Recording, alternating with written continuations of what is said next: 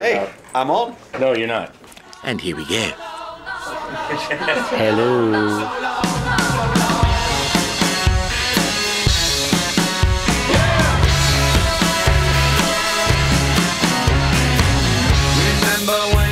It don't come easy. That seems so long ago. Ringo, Rama, peace and love. You don't like that one? Try this one. Oh. Ringo Starr, to me, is the greatest drummer of all time. I'm not just saying it because I work with him, but like, remember, I started out as a kid wanting to be a drummer because of him. If you name this drummer, you win him. They like to talk to me because I speak English. Yes, I'm on the drums. You got Rich, you want to give me a clip? No. Oh, I'm not doing a third. I am Ringo, and I'm here to talk about Ringo Rama, my new CD. We'll be here all night. You might as well make yourself comfortable.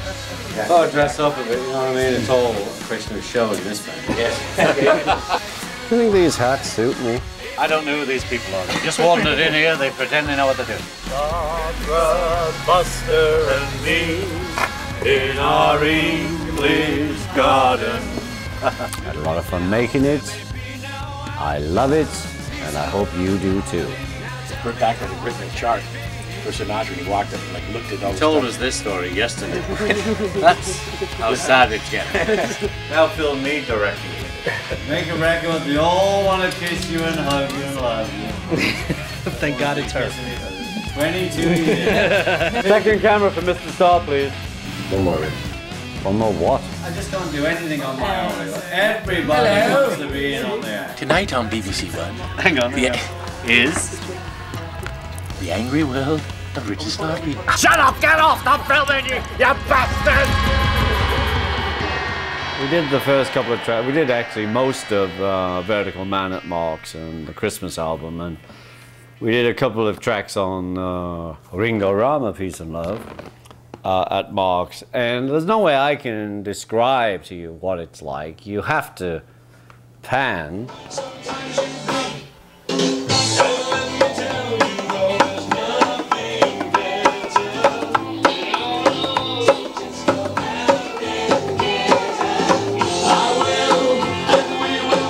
So that's what it looks like. It's a lot of fun. It's very close. And when you go to the cupboard, pan to the cupboard.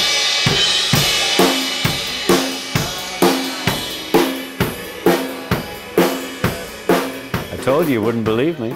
The drums are in there, and we had all the other players in there because I like a band attitude.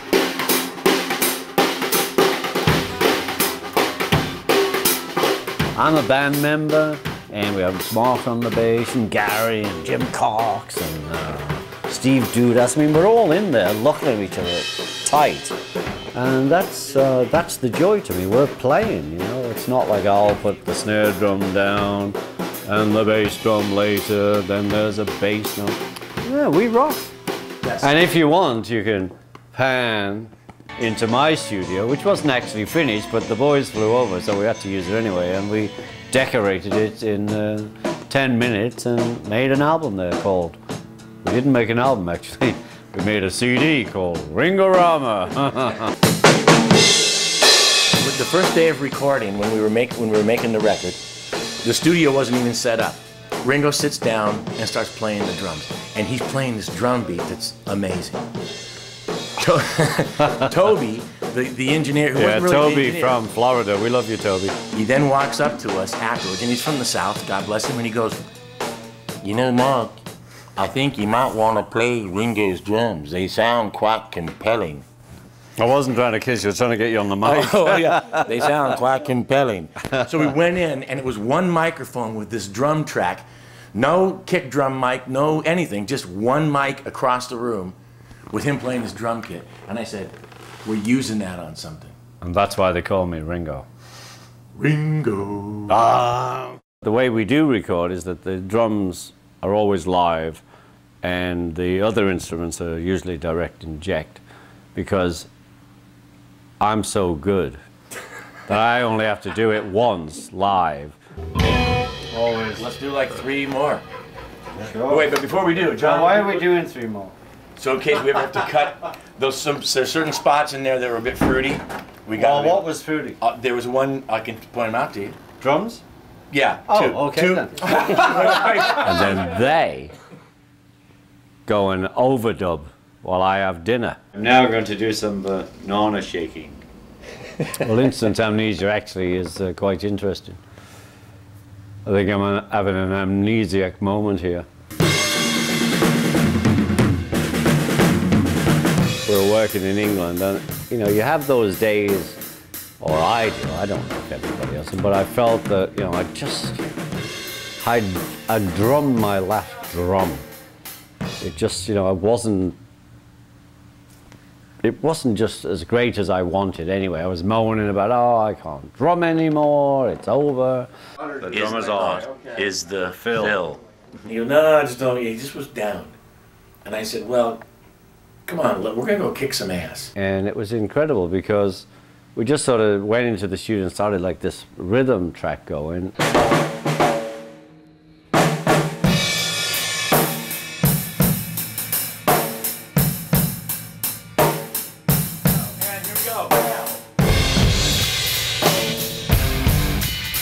And all of a sudden, as soon as he heard that, it was like something that he hadn't really been a part of.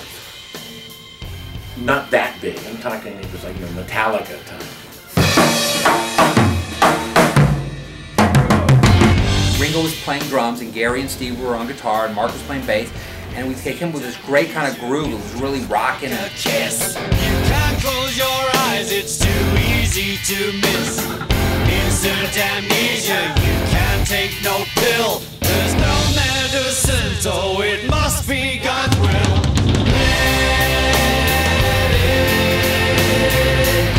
So we just started like hanging out, and then, you know, Ringo starts playing the drums like, really just like nailing it.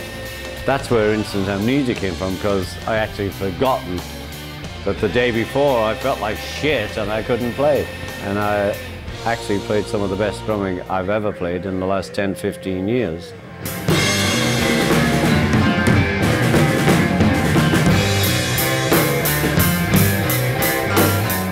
the great thing about it really was collaborating, because you would throw a line out, and you'd want it, before you could get the next line, someone of the other 4 guys would throw their line out. You couldn't, no one could do it all themselves if they wanted to. Do you hear the doctor?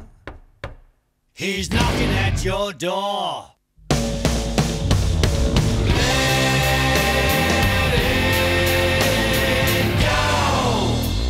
What's the drum lead-in getting into that, from the jazz section to that? There isn't one, I don't Well, think. there is, yeah, there is. Now film me directing him. Say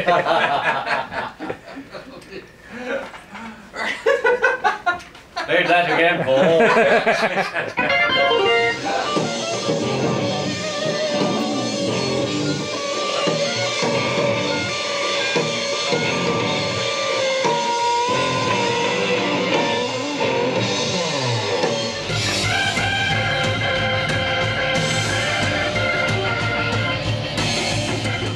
Comes the Ringo edition, which is always the thing that makes it magical to me.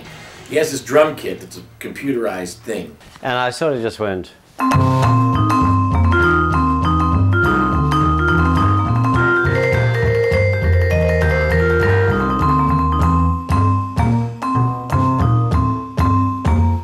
Your mind. Well, you can't actually go into anything else once you've set it on number 49, because that's what it's on. You have to go to 50. And all of a sudden he just starts playing this jazz thing out of the clear blue. We all laughed, thought it was a joke, and then, once again, we got Charlie Hayden in the room. So Charlie Hayden said to Ringo and I on Monday, he goes, Oh, Charlie, we got this jazzy sort of thing. I don't play jazz. I play beautiful music. this is where it's all going to be, brother. So then when we told him it was a swing, he goes, well, so solid, Jackson, but I haven't played a swing in years. I mean, that's like jazz. And Ringo and I at the same time said, no. Beautiful music. Put the music stand up for Charlie. Because he's a musician, you know what I mean? He's one of those people who, Those guys that need that. they do two things at once, read and play. And it becomes like taking acid. You're hearing this huge aggressive rock song, and all of a sudden, boing, it just goes to Chick Coreaville.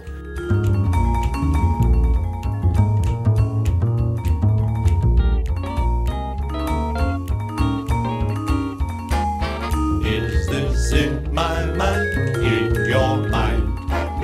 Is this in my mind, in your mind? Mine. It was incredible. We're all like just so psyched, the whole band. All these notes. And he just yells. Stop, you bastard, stop! And we all thought that was going to mean he was going to do the final bow. And he does, bow. But then he starts up again, looking at us like, ah. And we just went into this jam, and that's how the song ends.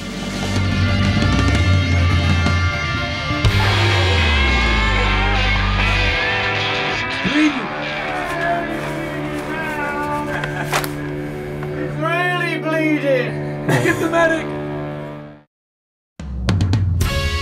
Missouri Loves Company was actually written, if you pull back, on that settee right behind us. We were in this. No, that's not pulling back. That's panning. No, that's not pulling back. That's panning. There you go. And that's the settee we wrote it on. Thank you.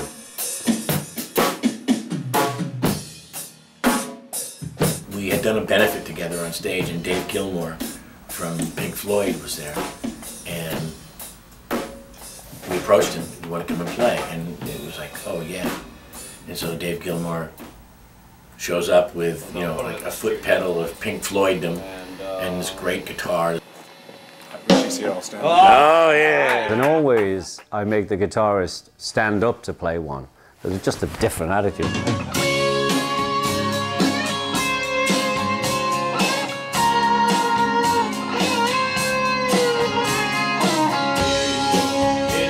As soon as Missouri kicks in, he just started doing this bendy, beautiful thing. It almost felt like it was on one string. Dave Gilmour plays incredible guitar, thank you, Dave. And, you know, he played it once through, and I said, okay, you want to do it again, Dave? He played it again, and he played it through 4 times, and we were sort of saying, well, which one would you like to use, Dave? And he just said, well, put them all up. And it was incredible. He was like working it out as he was playing it. We just thought he was doing one at a time.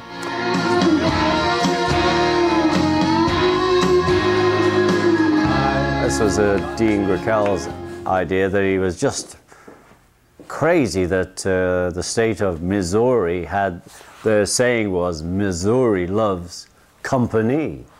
And that's what started the whole ball rolling. And that's all it takes with us, one line.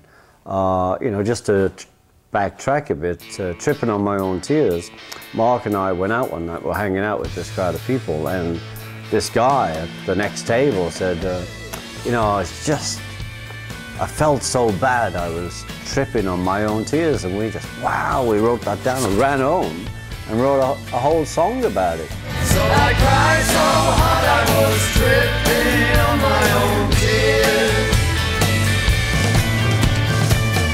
Why can't you see that I'm dying? I'm not a saint, but God, I'm trying.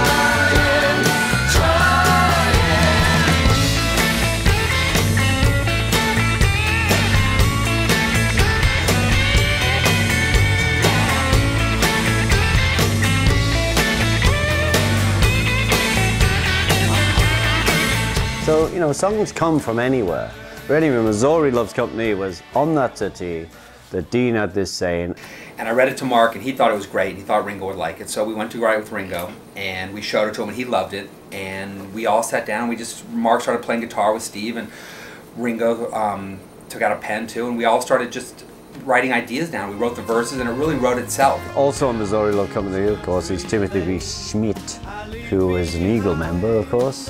and eager to please. And as I cross the county line, and every state in my mind, I've got nothing to lose. And that's when it became, yes, Virginia, there's a world to see, but without you, where can it be? I'm going to Kansas City, but that's just me, all the way from Graceland, Tennessee. And that's where all the Ringo colorful words start happening. I can't go any further. Missouri loves company. There's a line in the middle eight where he goes, I'm heading north where my lover calls. I'm not going down like Niagara Falls. I'm not going down like Niagara Falls. And being the Americans, we all went like, Ringo, it's Niagara. He goes, Niagara sounds better. And the next thing you know, I'm not going to argue. That ain't all. Sorry, if I had half a mind. I didn't know that. Don't get me started about Minneapolis. No. Obviously, Ringo was best and dear friends with Harry Nilsson. And at the end of that tune, we sort of do that Missouri loves company, and it kind of goes off with this banjo, kind of like everybody's talking. At the very end, if you listen carefully, we love you, Harry. And that was Harry Nilsson. We wanted to say hi. Thank you, Tim. Missouri loves company.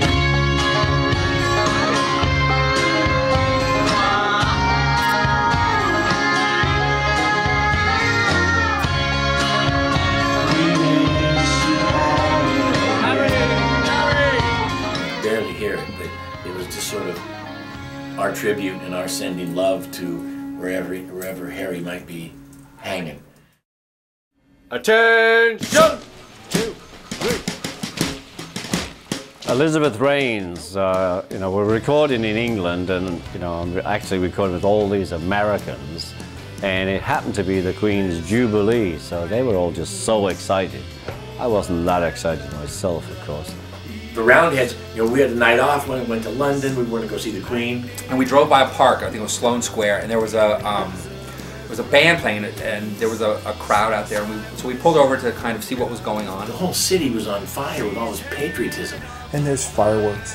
And this was after the 9/11, and there was this wonderful warm feeling, and it was very emotional. Dean Grickel, wordsmith, said, "What does ER mean?" I said, "It's Elizabeth Raines." And immediately I just went, that's a song. That's that chorus thing. Over and under, so over and under, rain, rising in thunder, Elizabeth rain, since I was younger. So come to the Jubilee.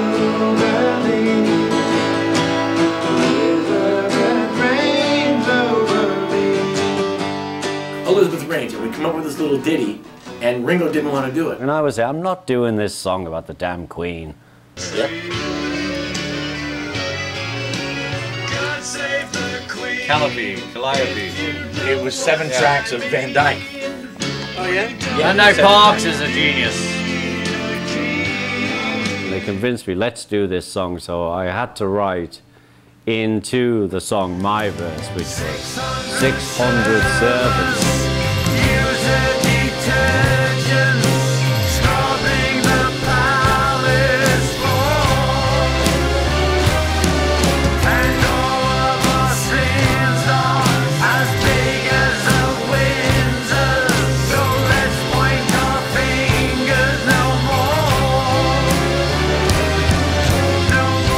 I had an idea, and I wanted to give a tribute to George. Probably, for the inside, the most Beatle-ish track on the album.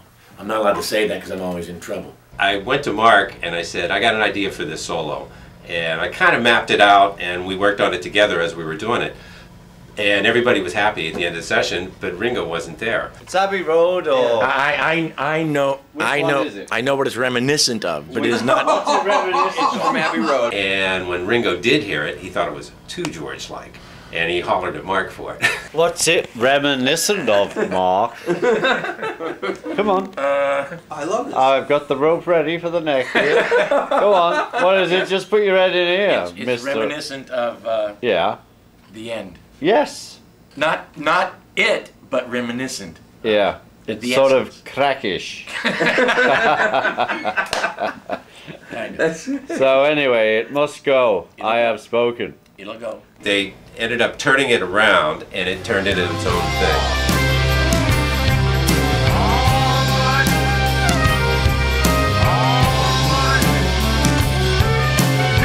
And next thing you know, he can't help himself from doing this.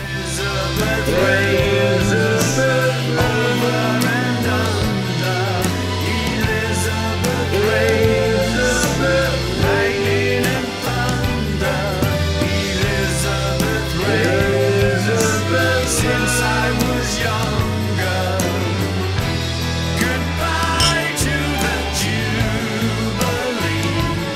It ends with God Save the Queen. Da da da da da da da ding ding dong.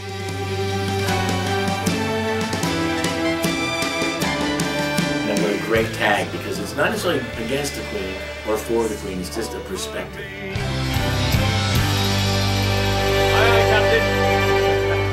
Took a moment there and we captured it in music, and that's really, when that happens, it's really special. Here they come. The guys at the back. Everybody. We're coming, Mom. We're coming. Well, there goes me knighthood. But it turned out to be a fine track, and that's all that matters. Those were the days, my friend. Never Without You is, as you know, is the single from the record, and it was really an emotional situation when we were doing it. It was started by Gary Nicholson about a band.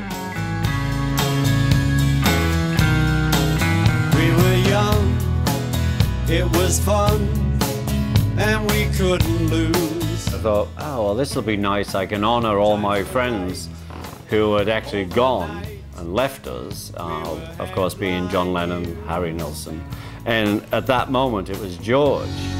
Crazy days and reckless nights, limousine. We tailored it to, for me to say, I love you, George, and that he will surely be missed, but, you know, his music will linger on forever. And your song will play on without you, and this world won't forget about you. It was the George that Ringo knew. That's how the song came out. Every part of you was in your song. Now we will carry on, never without you. Within you, without you. Here comes the sun is about you. So when we got to England, I called Eric Clapton up because, you know, George loved him and he loved George. And Eric came and played the most incredible guitar on it that Life is strange. makes the song what it is, actually. You played a beautiful melody that keeps on haunting me. I can always feel you by my side, and your song. What was great when Eric turned up, he just like drove up and he grabbed his little amp and his guitar and he came in, and it was like the concept we keep within this album. We're just like this garage band and we do our stuff. Never without you. Within you, without you. Here comes the sun is about you.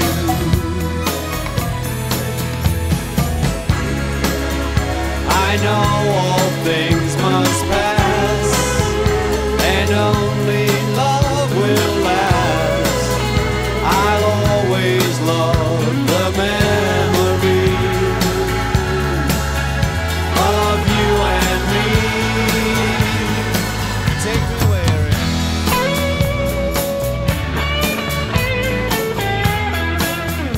me again. He did a couple of takes on the solo, and we were saying, well, which one would you like? And he said, oh, whatever you choose, which was Get You in the Heart. Thank you. I love Eric at the end because he's like in the band. Well, no. Like, I'm Eric Clapton, hello. Well done, Eric, well done. That was great. That was great. All I really cared about was that Ringo loved it because of what it meant. And I hope that Eric is proud of it. And I think George already knows it. I love Imagine Me There. Imagine Me There was a very romantic song to write.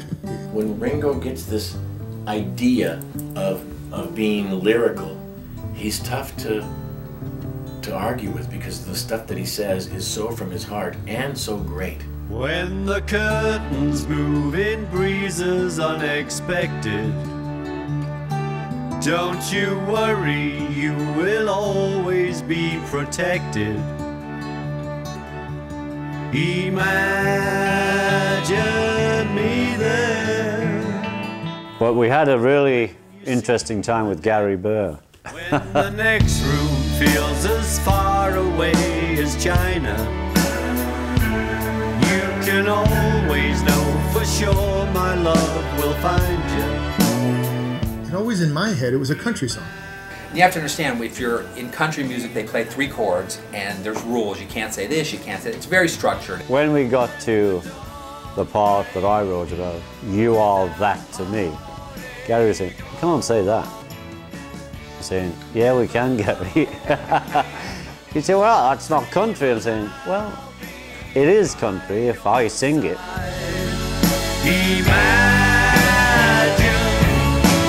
Trust in love, and love is everywhere.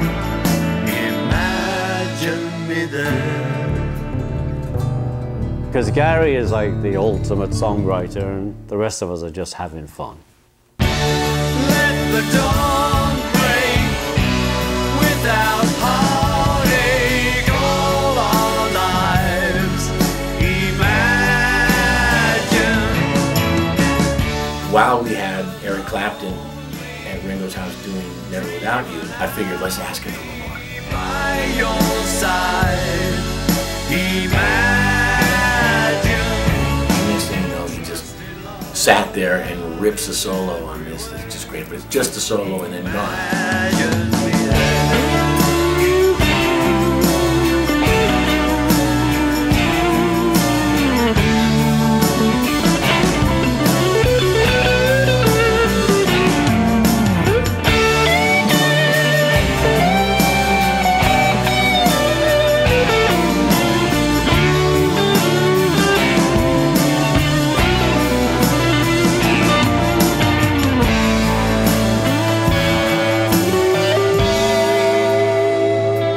Sometimes life. Down the cellos are on that. Same note. Yeah.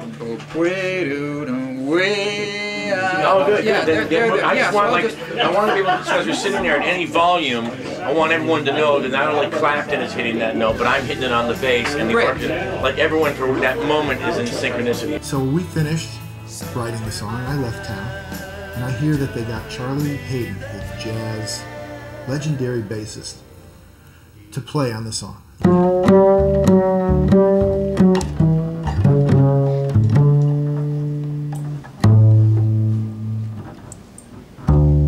So Ringo says, play one like you would play it. So he starts to play, and he reaches around the bass, and it's like he's making love to it. I mean, you've never seen. I mean, this was him. This was Charlie Hayden with his bass and being Charlie Hayden. Charlie's just playing brilliant bass, upright bass to the track, and he plays this one note, and Mark and I look at each other and go, oh, wow, oh, great, oh, heartfelt. He's choosing notes that aren't even in the musical scale in Tennessee, where I'm from. And Gary went into country mode again. Oh, you can't have that.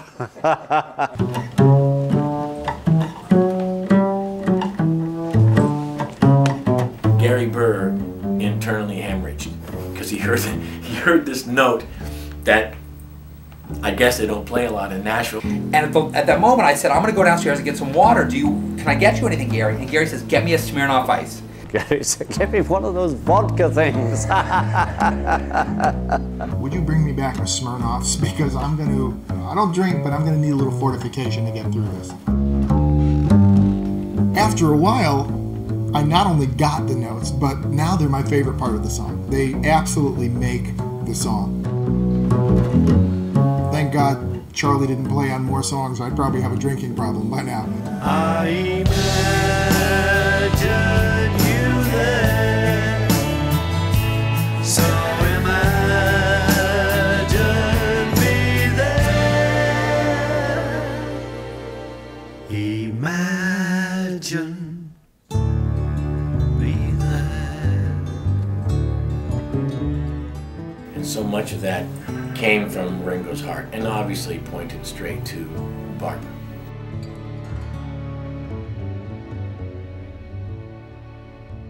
Kiss me.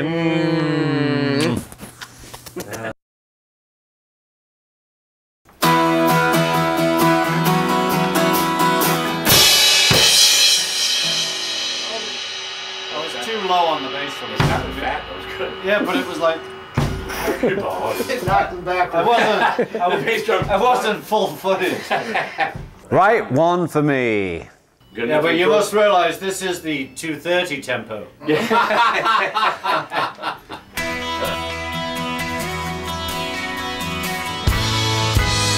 A young man strumming his guitar in the corner of the bar. I was invited to a writer's camp. It's kind of like, a bunch of writers get together and they put you in a place where they won't let you out, and they force you to be talented and write songs for various people.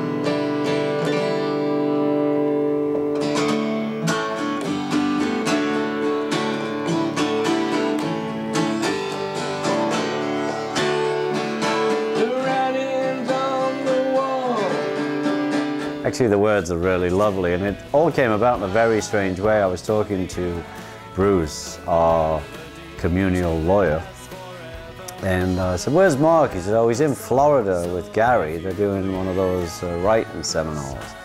So I said, "Well, tell Mark when you speak to him to write one for me." And that's the title of the song.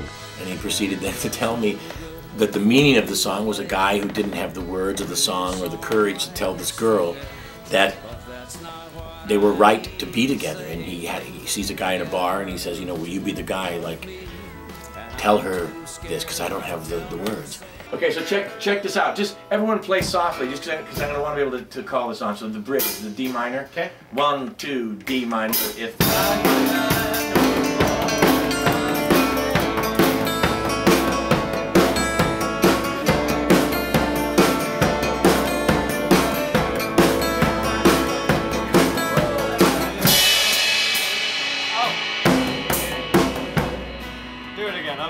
Okay, watch. Normal floor tom stuff for the first half, into Phil Spector for the second half, back to normal playing by the out of the bridge. Okay. So, Take me to the top of the just bridge. everyone downplay. So Top of the bridge. Yeah, 2, 1, 3, 4.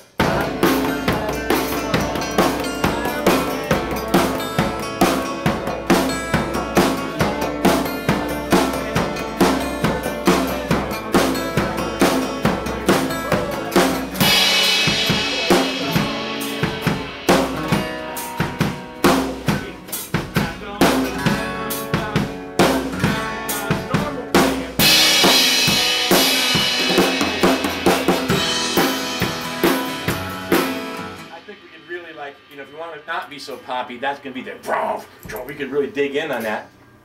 Anyone takers? See how excited we all are? It's like riding with an oil painting. And they wrote most of it, and then of course, because it's going to be my record, they bring it back and we change a few words so that I'll enjoy singing it. A young man strumming his guitar. Who would write words like that these days? Dean, can you make, if you want to look at those I wrote pieces, none of there this might song, be, did I? There might be I didn't write lyrics any in of there. this song. Yes, you did, up there. No, I didn't. Name the word. I wrote the title. If I could write a poem, I wrote would that? send one. Yes, Ooh, that man, is you. that's fucking great. Out of the floor tom tom, he comes back with a snare instead of a kick drum. That's exactly what he did. No, no, no. I am him. No, you. Da-dum-dum. Here's where it goes bad. Da-dum, da-dum-dum. All cameras this way. Is that right? Yeah. I don't know. It's your song. I love it. We've done it, what, 12 times now? I don't know. No, I know. And both times. It was me. It was me. Was it you to begin with? Or? That's not my fault. Well, I don't know that I did that every Oh, time. Gary, it's not important who screwed up.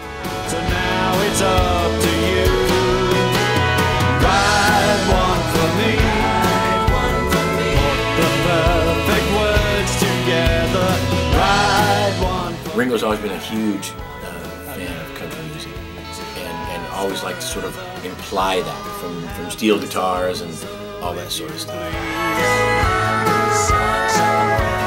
Tell her she's the right one for me. I don't know, why do you want to hear everything twice? Oh, it'd sure be great at the end. Tell her she's the right. It's like a re-intro. Tell her she's the right one for me. Nothing, nothing. We sing. Yeah. So what I'm saying is, why not throw? Well, there's the empty bar. You wanted to play through the empty bar? No, the empty music bar. No, the empty bar. What they're playing, I'd like to play again as the intro. As a re-intro. I know, but they're saying it's in a different key. Yeah, and so. Well, no, nothing to me. I play drums. Timothy, how great to see you.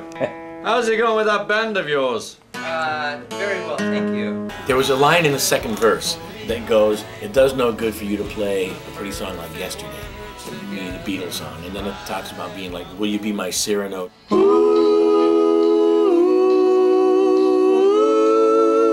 Cyrano. Okay, what is it? Cyrano. Pronunciation's wrong. It's Cyrano. Yeah, it is. Cyrano. It's Cyrano. What are we saying? Cyrano. You're wrong. It's Cyrano. It's Cyrano. It's talking about Sarah. So why? Cyrano. Yeah, what is Cyrano? I'm talking about Cyrano with a Y. Cyrano. And you weren't going to tell us? Well, I'm supposed to be. I wasn't even. I was worried about the note. I wasn't even worried about the pronunciation yet. Ringo called it Serrano. It's the English pronunciation. Ringo sings it Cyrano. Right again. Ta-ta. Thank God he's gone. If I could write a poem, I would send one. But I don't have a pen I can depend on. And Ringo just said like, "Oh, it'd be great if we got someone like Willie to sing that." A young man strumming his guitar in the corner of the bar, singing about a broken heart for hours and hours. And the contrast with Willie and I is just, I just love it. It's incredible. He walked in, he knew the words. We asked him if he wanted water. "Oh, no, thank you. You want better lining?" "No, no, no, that's good." "How are your headphone mix?" "Oh, it's just great." "Well, what do you want to do?" "Well, let's sing it." So would you write the song and tell her that it's mine? And then 2 times through, and Willie was going down the long, lonesome highway. Tell her she's the right one for me. So great. That's a great song. It is. Thank you. Pretty cool. Thank you. This is for you, Willie. Peace and love. Thanks for being on my record. Hey Ringo, thanks for the song and thanks for letting me do it. I think it's good and I hope I didn't fuck it up too bad. At the end of the record, it's a surprise, but now I'm going to talk about it, so that's out the window. And I really love her, and it was just the biggest thrill for me because I play all the instruments. And, you know, the dream of mine has always been to be like a piano player or a guitarist. You know, it's interesting that I'm the drummer and I want to be the piano player and the guitarist, and all the guitarists and piano players I know, they all want to be drummers. Hey, go figure. Anyway, this gave me the opportunity with Mark's help to play all the instruments and write the song. With Mark and I wrote the song, but there's only me on it, folks. It's the full Ringo. All you Cajun folk out there, howdy.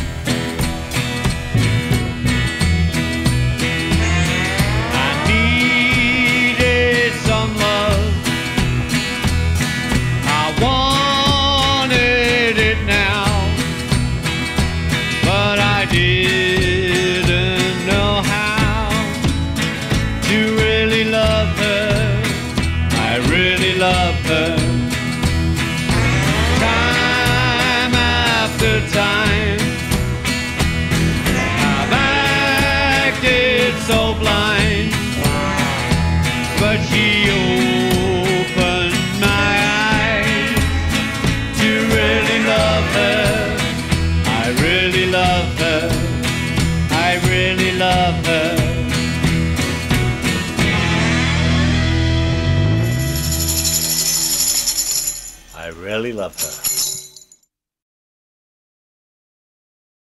Ringo Rama, take 3. I got so busy doing my posy stuff. I forgot to sing the damn song. Shall I mention the second names, do you think? So people know Dean Grakel. It's not like they're friends anymore, you know. How you doing? Not so bad, thank you. Yeah, come here often? No, only when I have to. What? This is the boring Go to that section. There's a boring person now. What have you got to say, Mr. Hudson? I think, Mr. Boring. well, I think that the drum pattern of my friend Dave is very wrong. Fuck off! I'm losing my momentum. I'm afraid I've been here too long. Shut up! Get off! Stop filming, you bastard!